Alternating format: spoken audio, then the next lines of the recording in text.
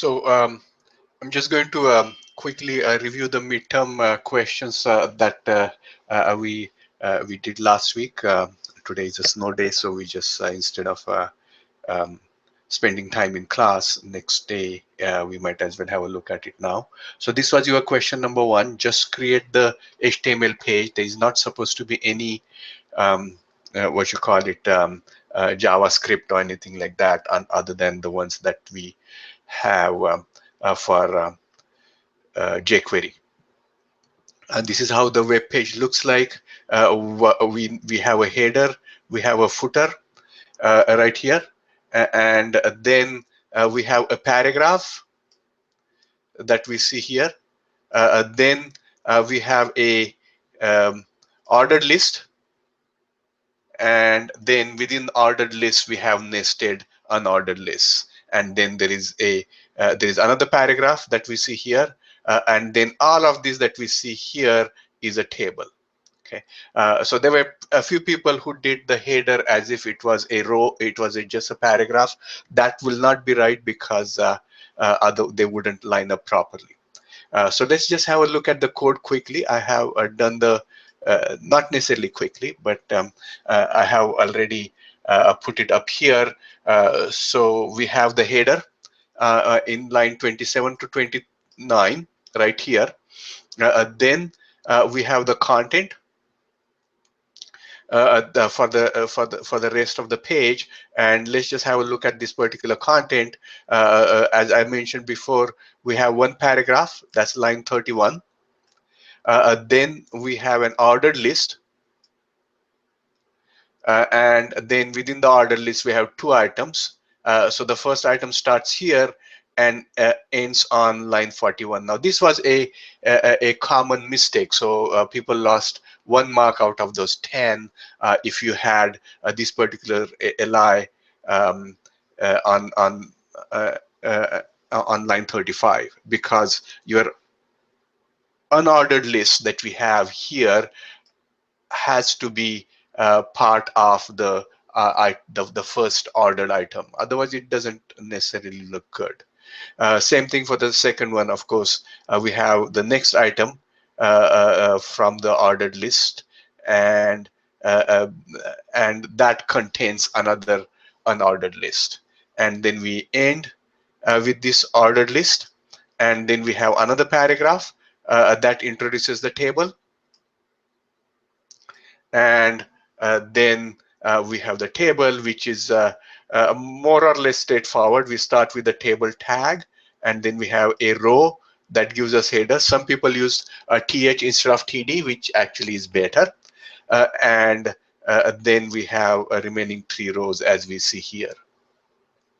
And finally, we end with the footer. Okay, so that was the code that was expected for question number 1. Let's move to question number 2. I'm going to go back. I just put everything in the single file here.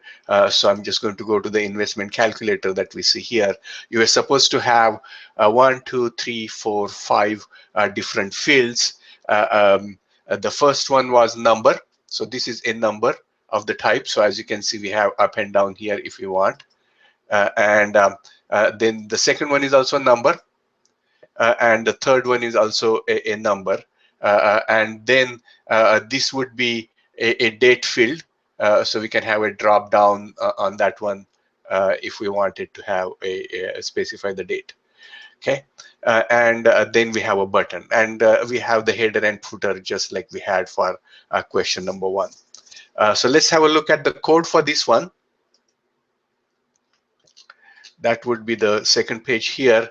I'm using the field contain, and then I have a label and so the label for principal, and then we have the input field, which is the principal.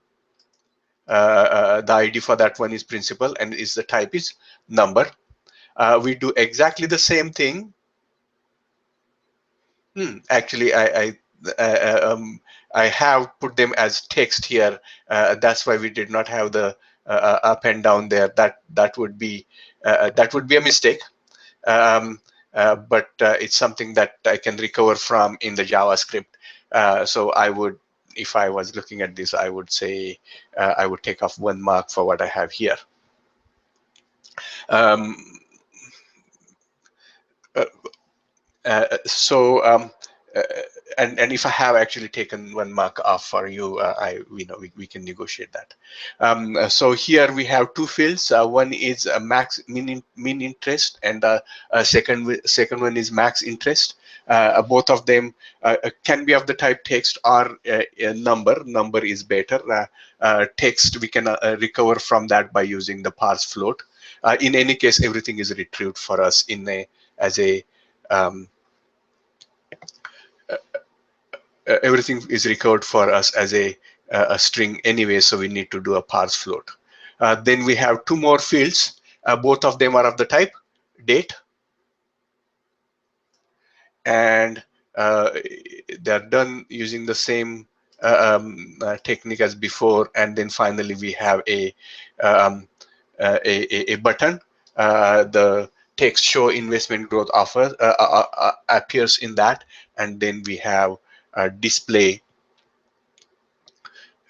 a function that will be called when somebody clicks on that button. And then we have created an empty table where our answers will go, and then finally we have a footer. So that would be question number 2. Most people got it right. So there is no need to spend too much time on that. What I'm going to do is I'm going to stop this particular broadcast and then start a new one for the question number 3 and 4.